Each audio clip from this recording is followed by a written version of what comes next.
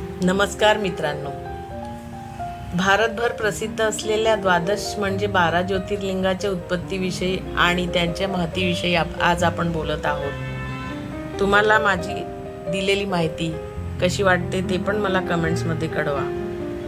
मी अगदी आपल्या साध्या आणि सरळ भाषेत सांगण्याचा प्रयत्न केलेला आहे. आता वळूया पुढच्या ज्योतिर्लिंगाकडे. काशी विश्वेश्वर.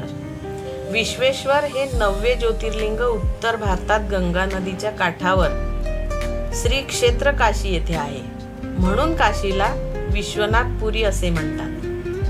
हे प्राचीन मंदिर औरंगजेबाने नष्ट करून तेथे मस्जिद बांधली होती.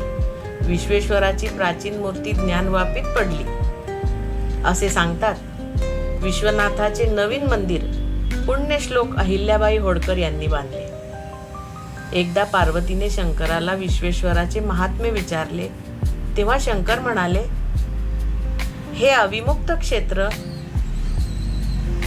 काशी माझे गुप्त क्षेत्र आहे. येथे सर्व प्राण्यांना मुक्ती मिळते. येथे ज्याला मृत्यू येतो तो मुक्त होतो.